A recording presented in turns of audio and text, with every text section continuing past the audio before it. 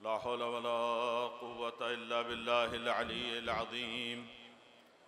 हस्बुनल्लाहु व निअमल वकील, निअमल मौला व निअमन नसीर। बिस्मिल्लाहिर रहमानिर रहीम। अल्हम्दुलिल्लाहि रब्बिल आलमीन। अस्सलातु वस्सलामु अलन नबिय्यिल उम्मिय्यिल क़ुरैशिय्यिल मक्किय्यिल मदनिय्यिल अब्ताहिय्यित तिहामी सय्यदुनल मुमज्जद व बशीरुनल मुसद्दद व नज़ीरुहुल मुअय्यदिल मुस्तफ़ल अमजद मौलाना बिज़्ज़हरा व बिल क़ासिम मुहम्मद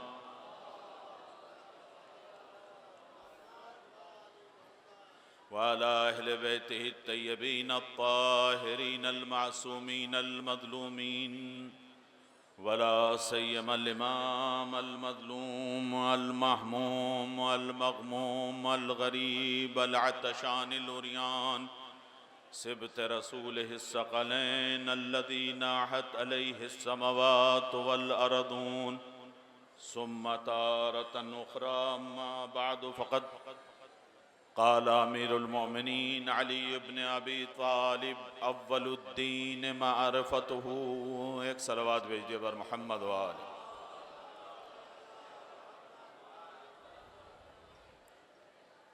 मजलिस पढ़ने वाले ज़ाकिरीन में से तन्हा मैं वो ज़ाकिर हूँ कि जो हर साल तकरीबन सामीन से गुजारिश करता हूँ कि जिसे ज़रूरत के लिए उठना है वो उठकर चला जाए, इसलिए कि सुबह से ये तकरीबन 5वीं मजलिस है और जो ज़रूरत पूरी करके बाहर इंतज़ार कर रहे हैं वो आपकी जगह पर आकर बैठ जाएंगे। इसलिए कि अगर कोई साहब ये समझें कि वो उनको सुनने के लिए आ रहे हैं तो वो मुतमईन रहें कि मुझे सुनने आप नहीं आए हैं बल्कि मौला की बात सुनने के लिए आप आए हैं।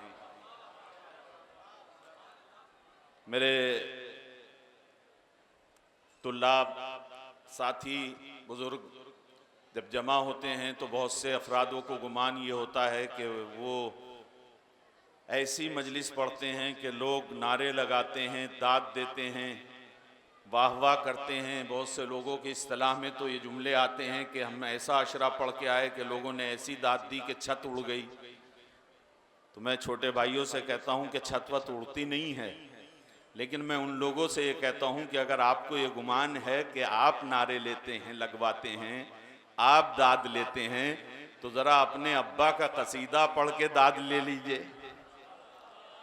अपने दादा का कसीदा पढ़िए और नारे लगवा लीजिए। ये तो उस जिक्र में चाशनी है जो आसमान पे हो तो औला हो, ज़मीन पे हो तो मौला हो। सलावत बर मोहम्मद वाले। हमने रुलाया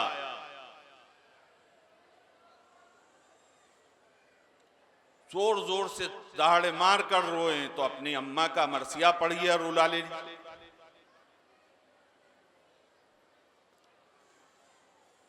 हक तलफी होगी अगर मैं बात को मजलिस को यहां से शुरू न करूं कि हम आस्ताने वलीउल्लाहिल आज़म मौलाना अली इब्न मूसा रज़ा में कदम रखे हुए हैं।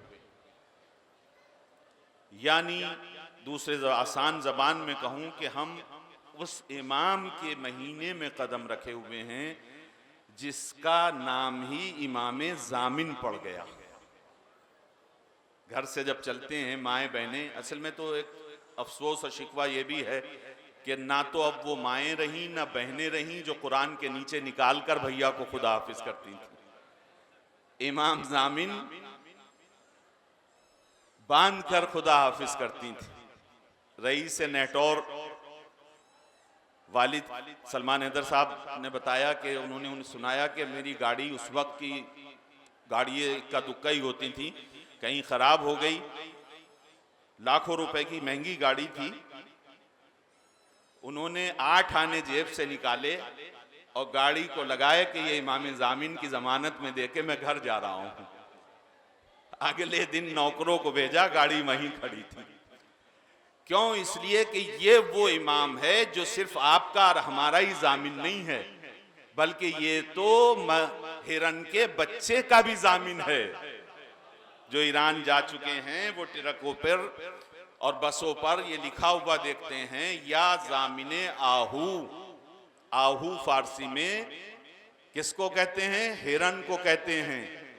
वाकया आपने सुना होगा, हिरनी बच्चे को दूध पिलाना चाह रही थी, शिकारी बच्चे को शिकार कर कर ले आया। हिरनी आई 8वें इमाम की खिदमत में, आपका चाहने वाला मेरे बच्चे का शिकार कर कर लाया है। इमाम ने उसे बुलाया और कहा कि तू क्यों शिकार करके लाया है? कहा शिकार मजहब में जायज है। हिरनी से इमाम ने फरमाया, हिरनी ने कहा सही है, लेकिन इतनी जमानत दिलवा दीजिए कि मैं बच्चे को दूध पिला दूं। इमाम ने उतनी जमानत ली और हिरनी ने इमाम के कहने पर अपने बच्चे को वापस किया। एक सलवात भेज दे बर मोहम्मद वाले मोहम्मद। तो ये इमाम जामिन के महीने के में हम कदम रखे हुए हैं, और कल जो दिन गुजरा है 23 ज़िक़ात, वो शहादत इमाम अली इब्ने मूसा रज़ा है। और ये मैं अर्ज किया करता हूं कि मासूमीन के यहाँ इत्तेफाक नहीं होता है। हमारी जिंदगी इत्तेफाक होती है। हम पता नहीं था मजलिस कैसी पढ़ेंगे और मजलिस आपके नजदीक अच्छी हो गई, चल गई, जबकि मैं मजलिस को चलना और न चलने से ताबीर नहीं करता।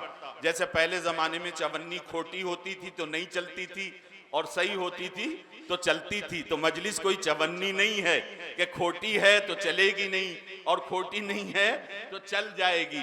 मजलिस फजाइलो मसाइबे नबी और आले नबी का नाम है। एक सलावत भेज दे बर मोहम्मद वाले मोहम्मद। तो 8वें इमाम की जिंदगी कल 23 ज़िक़ात शहादत थी। किसी भी इमाम के यहाँ एक महीने में शहादत और दूसरे महीने में विलादत होती है, लेकिन कुछ मासूम हस्तियां ऐसी हैं कि उसी महीने में विलादत भी है और उसी महीने में शहादत भी है। 11 ज़िक़ात विलादत थी 8वें इमाम की, और 23 ज़िक़ादा शहादत है। यानी ये ऐलान है कि ये महीना मंसूब है इमाम जामिन के साथ, यानी उस इमाम के साथ जो दुनिया की बड़ी से बड़ी ताकत के सरबराह की नाक को रगड़वा रहा है, उस रहबरे मौज़्ज़म के सामने जो 85 बरस का है, लेकिन जब खुतबा देता है तो पूरी दुनिया इस तरीके से सुनती है जो जवान को सुनती हो। एक सलावत भेजिए बर मोहम्मद वाले मोहम्मद। जब लोग ये समझ रहे थे कि अब तो रहबर घर से भी नहीं निकलने के, अपनी जगह को छोड़ देंगे, तारीखी जुमा रहबर मौज़्ज़म ने खुले मैदान में पढ़ाया। वो कोई ऐसे पिंडाल की छत नहीं थी, अव्वल तो छत भी नहीं रोक पाती है एटम को या नहीं रोक पाती है बम को। खुले मैदान में पढ़ा कर कहा कि फर्रार किसी और की औलाद होती है, अली हैदरे कर्रार है, मैं अली की औलाद हूं। सलावत बर मोहम्मद वाले मोहम्मद।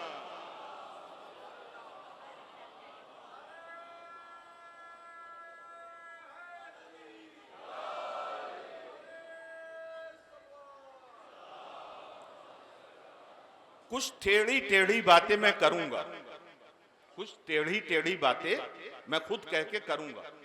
जैसे अभी भाई ने नारा लगाया, लेकिन मैं इस नारे को मुकम्मल मानता ही नहीं। दुनिया में भी कही जाऊं, सुनिए बात को, मैं इस नारे को जो आपने भी लगाया मुकम्मल नहीं मानता, इसको भी मुकम्मल नहीं मानता।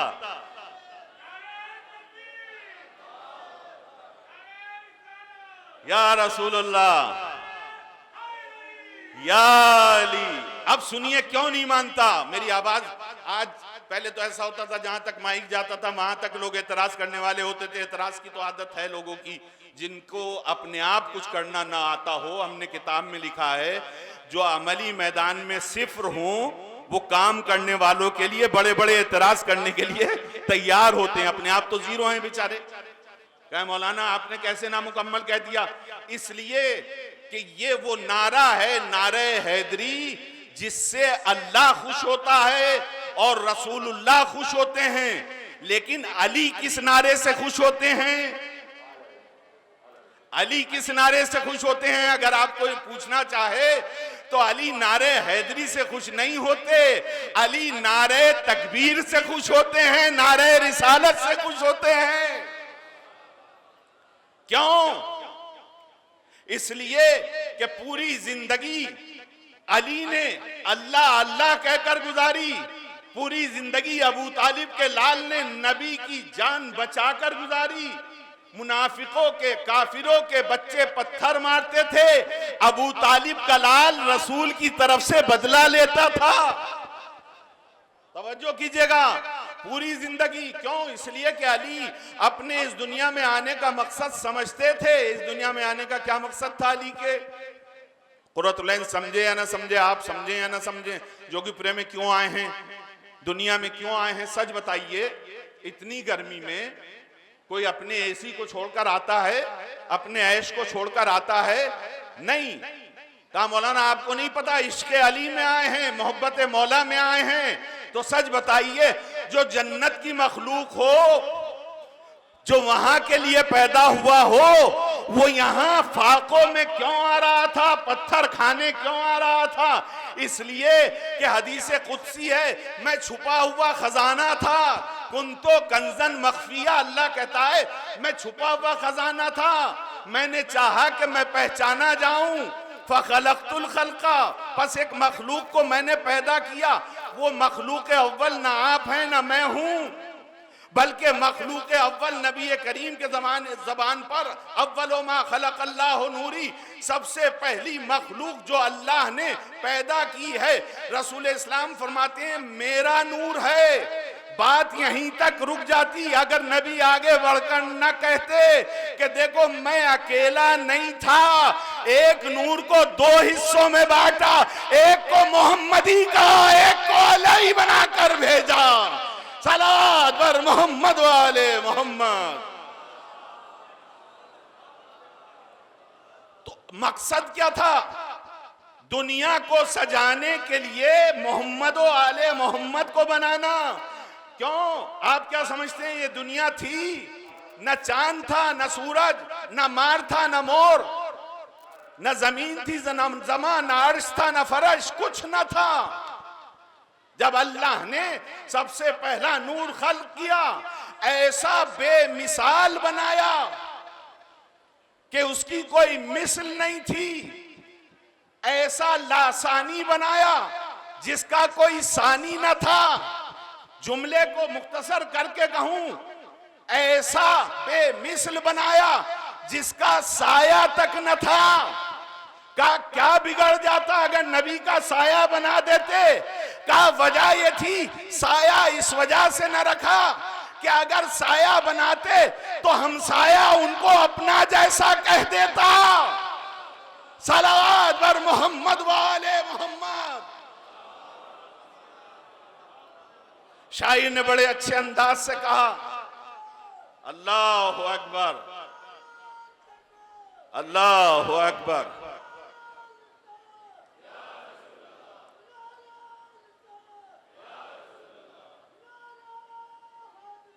यारी ऐसा बेमिसल बनाया कि साया तक न बनाया। क्या बिगड़ जाता? आपका साया, मेरा साया, अलम मुबारक का साया, माइक का साया, हर इंसान का साया न बनाया तो आमिना के लाल का साया न बनाया। तो बड़े अच्छे अंदाज से शायर ने कहा कि अपना जैसा जो कहते हैं सरकार को, उनसे कह दो कि पहले आईना तो देख लें, अपने आप खड़े हो जाएं आईने के सामने, उसके बाद सरकार से मुकाबला करें। का साया नहीं बनाया। क्यों? इसलिए कि ताकि कोई सानी ना बन सके। तो अजीजान गिरामी कद्र, यतीम अब्दुल्लाह को इस दुनिया में भेजकर ज़हमतें बर्दाश्त करके इस वजह से ताकि मार्फत परवरदिगार हो जाए।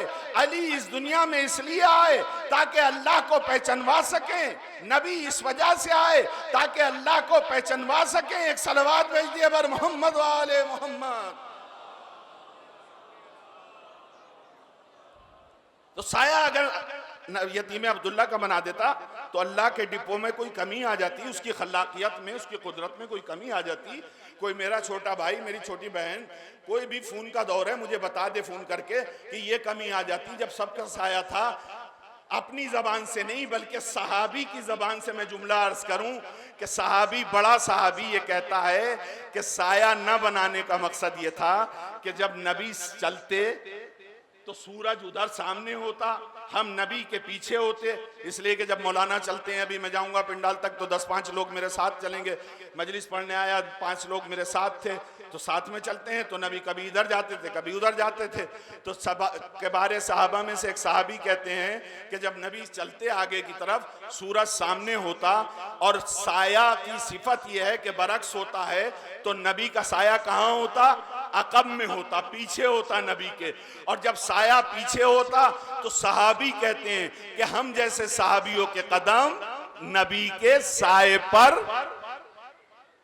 पड़ते, क्या हो जाता? कहा कि हम जैसे गुनहगारों के कदम शबीह नबी साए की तौहीन न कर सके। आप सहाबी को कितना भी बड़ा जाने, लेकिन वो तो अपने आप को जानते हैं कि कितने साल किसकी पेशानी किस किस बुत के सामने झुकी थी।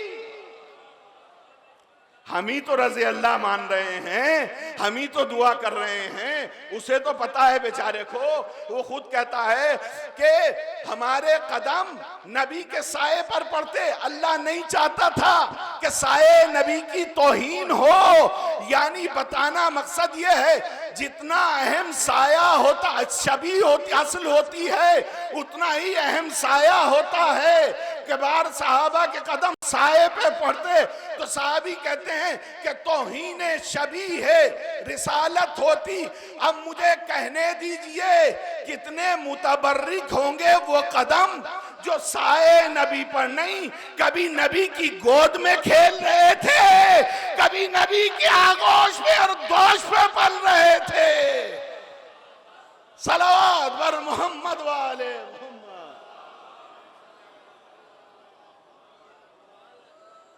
कितने मुतबर्रिक होंगे वो कदम का। देखिए, ये आप अजीब सी बात करते हैं, बच्चों के कदम तो नाना और दादा की गोद में होते ही हैं। वो बचपन के हालात को लेके आप फजाइल बयान करना शुरू कर देते हैं।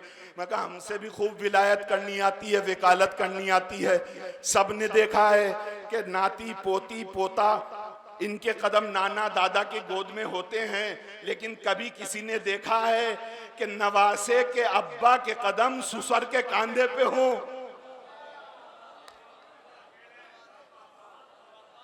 कभी किसी ने देखा है कि ससुर के कांधे पर दामाद के कदम हो?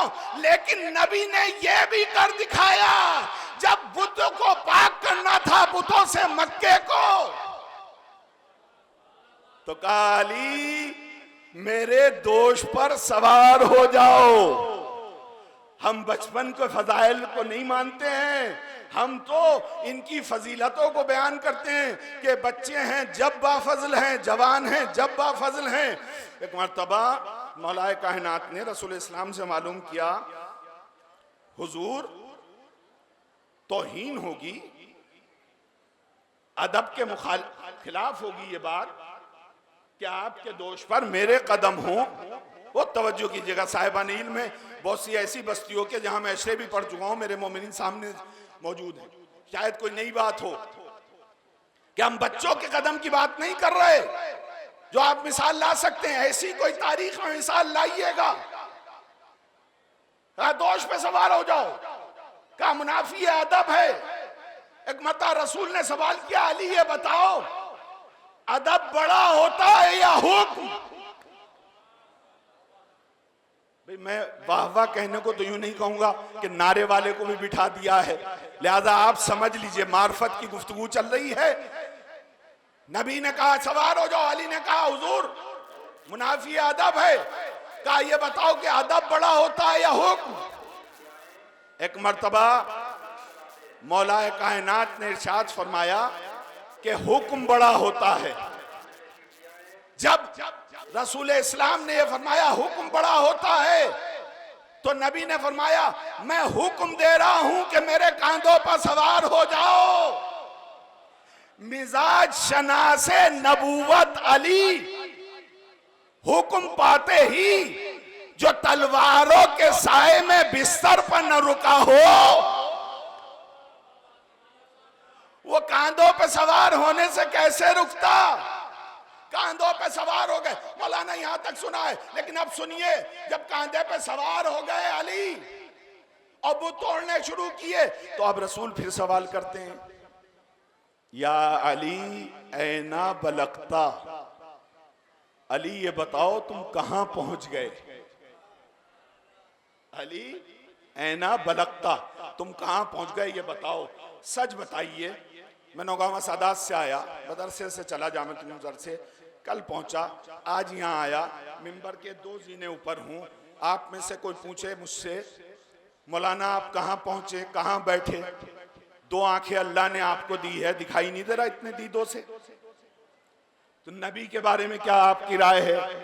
कोई अबस सवाल कर सकता है नबी? गैर मुंतकी सवाल कर सकता है नबी?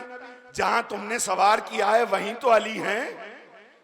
भाई 6 फीट के मान लीजिए मौला रसूल इस्लाम, 6 फीट के मान लीजिए मौलाए कायनात, गर्दन को आधा फीट का मान लीजिए। फिक्स मैं यूं नहीं कहता कि वो एतराज वाला जो बैठा होगा एतराज देखने के लिए मौलाना की 1.25 घंटे की मजलिस में कौन सी बात काबिल एतराज है पकड़ ले, तो मैं 11:30 पे नहीं रुकता, 12:30 मान लीजिए, 12 फीट मान लीजिए, जितना भी आप मान सकते हैं। रसूल ये क्या पूछ रहे हैं कितना बुलंद हो गए, इसलिए कि आप ही ने तो सवार कराया है। लेकिन अजीजान गिरामी कद्र, मिजाज शनासे नबूवत अली ने ये नहीं कहा कि 12 फीट ऊंचा हो गया, इसलिए कि अली समझ रहे थे कि नबी आज मेरी जाहिरी बुलंदी नहीं बल्कि मानवी बुलंदी दिखाना चाहते हैं। ऐसा ही जवाब दिया, लो शे तो लनिलतुल अर्शा, हुजूर मैं इतना बुलंद हो गया कि चाहूं तो अर्श को छू लूं, चाहूं तो अर्श को छू लूं। बस मुसलमानों हम यही तो समझाना चाहते हैं कि हम उसे जानशीन रसूल मानते हैं जो एक तरफ नबुव्वत से मुत्तसिल हो, दूसरी तरफ तौहीद से मुतमस्सिक हो। सलावत बर मोहम्मद वाले मोहम्मद।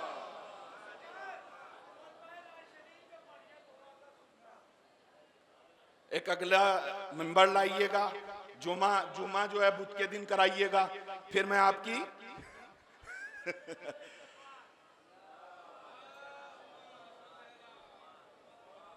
ये नादान हमदर्द होते हैं बेचारे।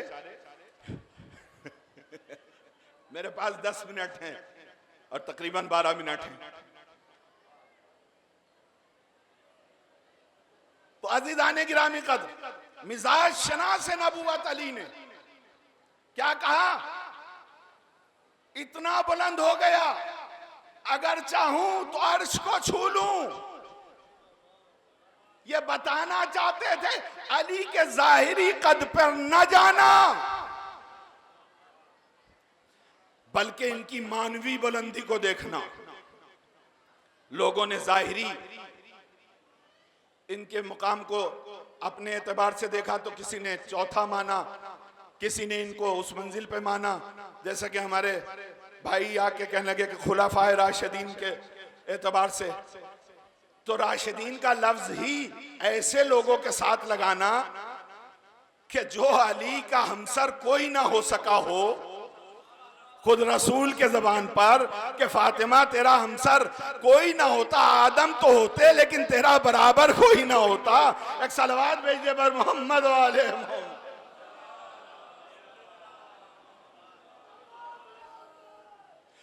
और मुझसे क्या पूछ रहे हो कि खुलफाए राशिदीन, ये तो उनसे पूछो जिन्होंने जाहिरी पहले की खिलाफत में भी नमाज पढ़ी थी। सुन जाओ हैदर, जिन्होंने जाहिरी पहले खलीफा की खिलाफत में भी नमाज पढ़ी थी, नबी की इक्तिदा में भी नमाज पढ़ी थी, दूसरे जाहिरी के पीछे भी नमाज पढ़ी थी, तीसरे जाहिरी के पीछे भी नमाज पढ़ी, और 25 साल बाद अब जो हैदर कर्रार मुसल्ला इबादत पर खड़े हुए और नमाज अदा की, तो बड़ी बड़ी दाढ़ी वालों ने नमाज के बाद अली को गले लगाकर कहा, अली या तो नबी के पीछे ऐसी पड़ी थी।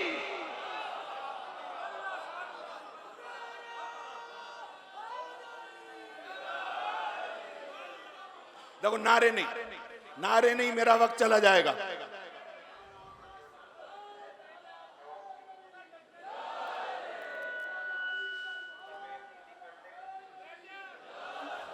चुके मां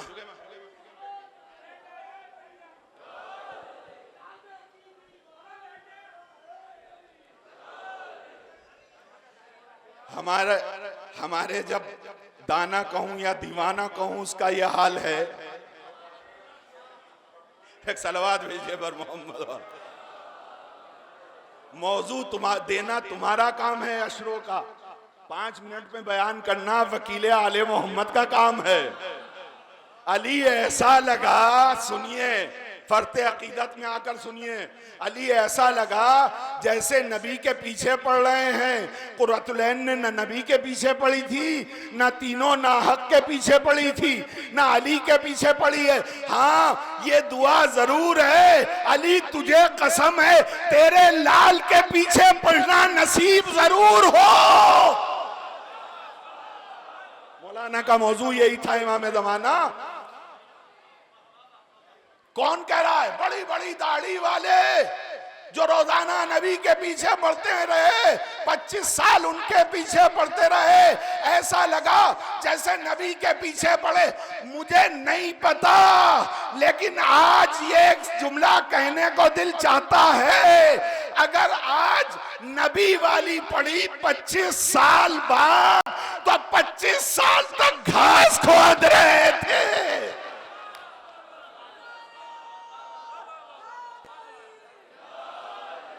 25 साल तक क्या कर रहे थे? इनमें का पहला हो या आखिरी हो, इनका दरमियानी हो या आखिरी हो, ये सब के सब मोहम्मद हैं। सुन लीजिए, अली इब्ने मूसा रज़ा पे बात आकर बढ़ रही है अपने मसायब की तरफ। अली को उन्होंने नबी जैसा कहा जिनकी ख्वाब रह गई कि हम नबी जैसे बन जाते। ऐसा लगा जैसे नबी के पीछे पड़ गए। 8वें इमाम का दौरा किया, मदीने से बादशाह वक्त मामून ने तलब कर लिया खुरासान।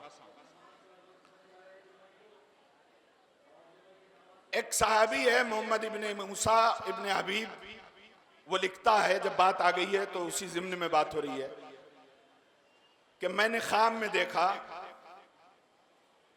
कि मैं एक मस्जिद में हूं, नबी करीम मुसल्ले इबादत पर हैं, मैं मस्जिद में जमात में हूं। नबी करीम नमाज तमाम करके रुख बदलते हैं, मैं उनके करीब था। नबी करीम के करीब में एक तश्त में खुरमे रखे थे। नबी ने मुझे देखकर इतने मजमे में से करीब बुलाया। ख्वाब देख रहा है, देखिए। सवाल मेरा आखिरी होगा कि आप ये बताइए ख्वाब कौन सी है, ताबीर कौन सी है? 2 मिनट बाद करीब आओ, मोहम्मद इब्ने मूसा कहता है। वो कहता है मैं करीब गया। करीब जाने के बाद नबी करीम ने एक मुट्ठी खुरमे तश्त में से उठाए, खजूर, और मुझे दे दिए। मौलाना वो कहता है कि मैंने ख्वाब में ही शुमार करना शुरू किए। क्या करना शुरू किए? गिनना। 1 2 3 4 18 खुरमे थे। वो कहता है आंख खुल गई। सुबह हुई, ख्वाबे बहनें भी, माएँ भी देखती हैं, हम भी देखते हैं, परेशान। मौलाना लोगों से पूछा जाता है, फोनों से पूछा जाता है, हमने ऐसा ऐसा देखा है, अलग अलग नजरियों से जवाब मिले। किसी ने उसे बेचारे से ये कह दिया कि बस 18 का मतलब यह है कि तू 18 दिन जिंदा रहेगा। ख्वाब क्या हो गई, उसके गले का हार हो गया, मौत हो गई। अब तो उसको दिन गुजरने लगा, गिनने लगा, 1 दिन, 2 दिन, 4 दिन। देखिए इत्तेफाक, देखिए वो कहता है 18वां दिन जब आया तो मुनादी ने निदा दी, रसूल का 8वां फर्जंद अली इब्ने मूसा मशहद तशरीफ ला रहे हैं। शहादत थी कल। हमारे हर जाकिर को चाहिए कि 2-4 मिनट अकीदत में हम मौला के ऊपर बोले। कह रहा है मैं तो खुशी का आलम मेरा न पूछिए। खुरासान के बाहर शहर के मैं पहुंचा, मैंने देखा कि इमाम सबसे पहले एक मस्जिद में तशरीफ ले गए। मैंने आपसे कहा था 2 मिनट बाद मैं सवाल करूंगा, कौन सी ख्वाब है, कौन सी ताबीर, आप खुद बताइएगा। का मस्जिद में जब मैं पहुंचा तो मैंने देखा वही नक्शा है जो मैंने ख्वाब में देखा था, वही मेहराब है, वही शक्ल और सूरत है। नमाज में मैं अव्वले सब में पहुंचना चाहता था कि थोड़ी दूर हो गया। 8वें इमाम ने नमाज पढ़ाई, नमाज तमाम करके रुख चेंज किया, बदला। मैंने देखा तश्त में खुरमे रखे हैं। यहां तक तो बात ख्वाब थी। कहा 8वें इमाम ने मुझे इशारा किया, मोहम्मद इब्ने मूसा आगे। कहा मैं फर्ते अकीदत में आगे पहुंचा। इमाम ने मुट्ठी खुरमे दिए। अब जो मुट्ठी खुरमे दिए तो सच बताइए, जो ख्वाब में गिनना ना भूला हो, जो ख्वाब में गिनना ना भूला हो, वो जागते में कैसे गिनना भूलेगा। 1, 2, 3, 4, 5, मेरे पास इतने मिनट भी नहीं है। जब 18 हो गए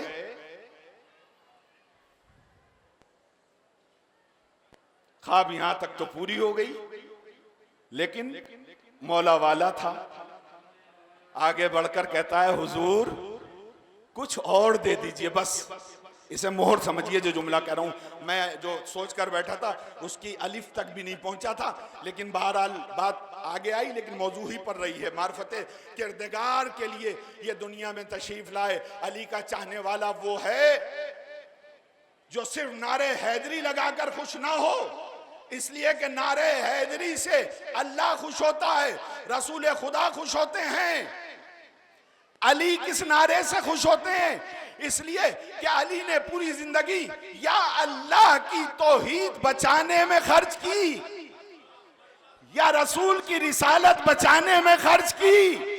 अली ने बचपन से देखा, अली का बाबा अबू तालिब शेब अबू तालिब में अली को उसके बिस्तर से उठाता था, आमना के लाल को उसके बिस्तर से उठाता था, अली को उनके बिस्तर पे लिटाता था, नबी को उनके बिस्तर पे लिटाता था। क्यों? जान जाए तो अबू तालिब के लाल की जाए, आमना का लाल बच जाए।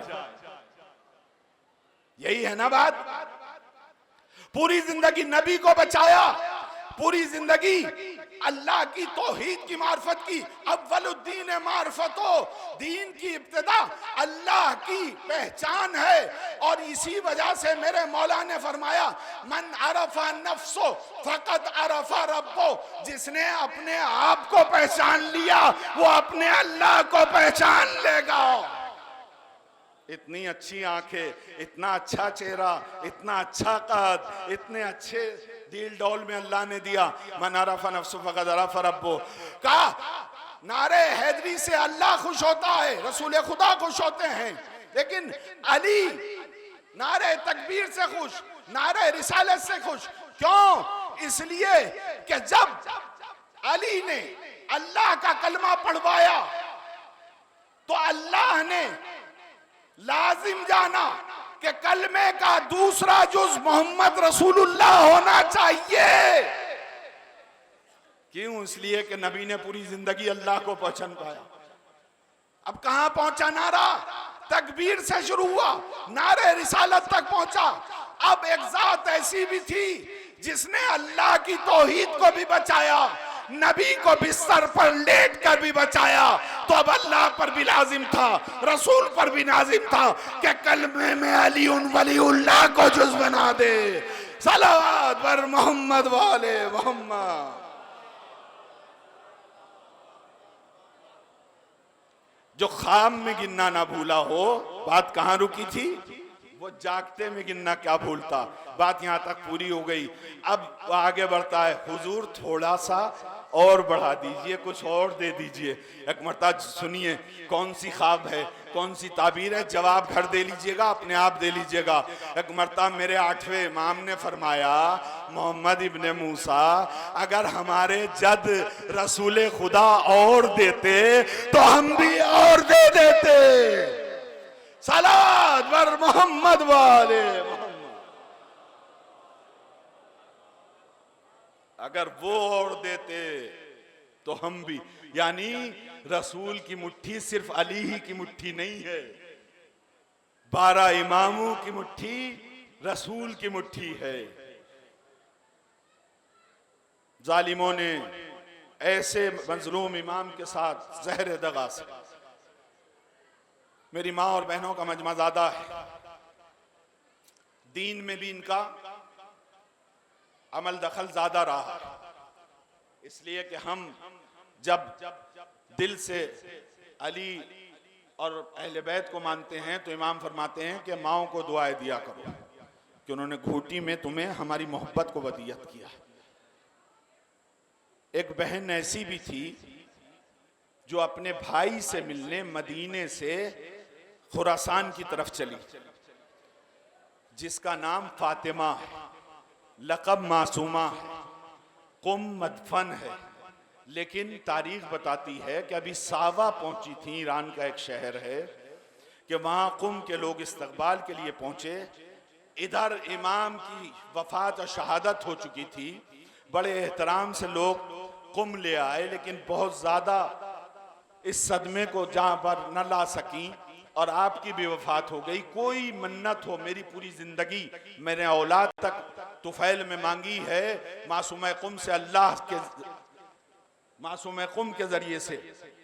तफसील का वक्त नहीं है, लेकिन अजीजो, जहां बहन का नाम आता है, यकीनन बहन भाइयों से बहुत मोहब्बत करती है, लेकिन वहीं बेटी बाप से बेपनाह मोहब्बत करती है।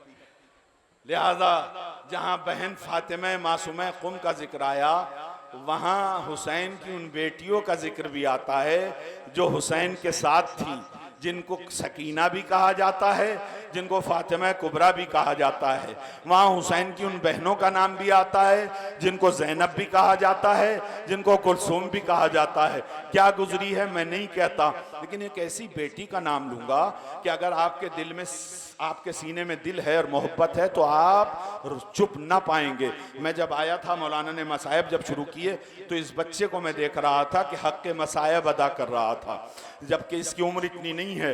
लेकिन मासूम ने जो फरमाया है, अगर तुम्हारी आंखें आंसू न ला सकें, तुम न रो सको, तो रोने जैसा चेहरा बना लिया करो, ऐसे रोया करो जैसे अपनों को रोया कर रहे थे। तो ये बच्चा सर पटक पटक के ऐसे रो रहा था। अजीजों, हमें सबक लेना चाहिए। तो एक ऐसी बेटी का नाम लूंगा कि ना कोई जवान भाई चुप रह सकता है, ना कोई बुजुर्ग चुप रह सकता है, ना बहन और भाई और माँ चुप रह सकती हैं।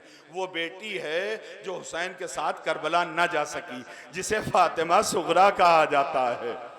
सबने सिफारिश कर ली, हुसैन सुगरा को ले चलिए, हुसैन सुगरा को ले चलिए, हम तीमारदारी करेंगे। लेकिन किसी के कहने से हुसैन ने सुगरा को साथ ना लिया। बस अजीजों, सुनेंगे रुखसती सुगरा, 3 मिनट है मेरे पास। रुखसती सुगरा अजान के लिए माइक से, मिंबर, इसी पिंडाल के माइक से अजान होगी।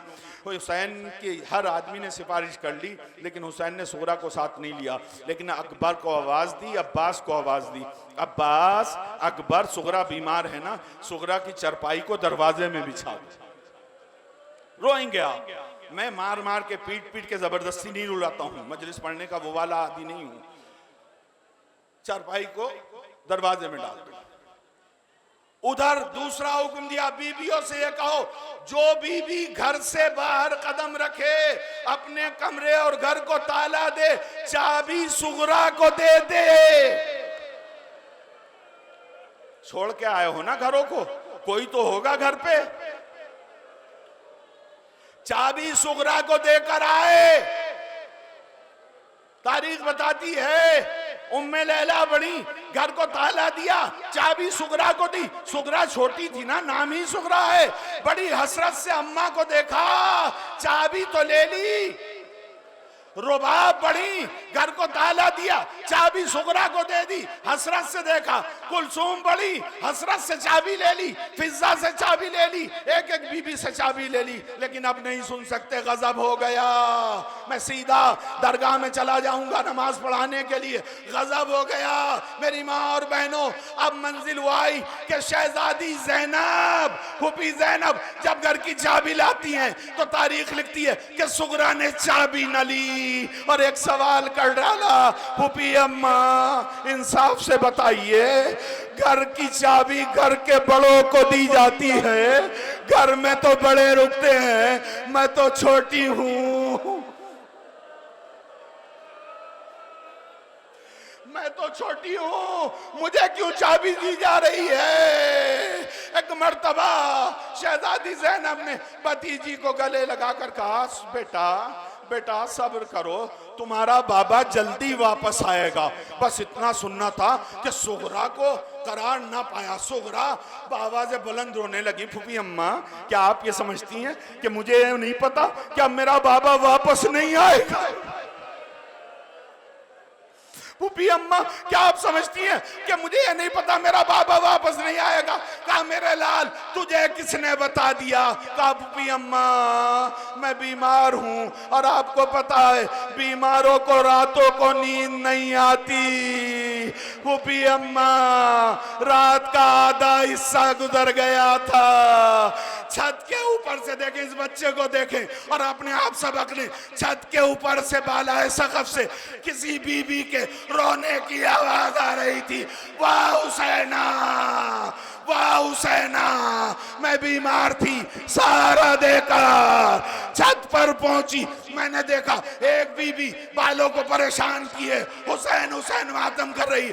मैंने कहा ऐ मौज़िमा बदशुगनी न कर, अरे मेरा बाबा सफर पर जा रहा है, सफर पे जाते हुए बदशुगनी नहीं करते।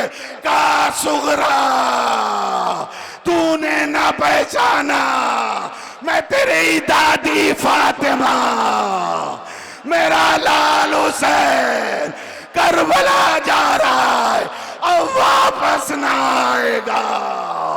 मैं हुसैन की कत्लगाह को अपने बालों से साफ करूंगी, यजीद के दरबार में, कूली के तनूर में। 10:15 बजे अजान के वक्त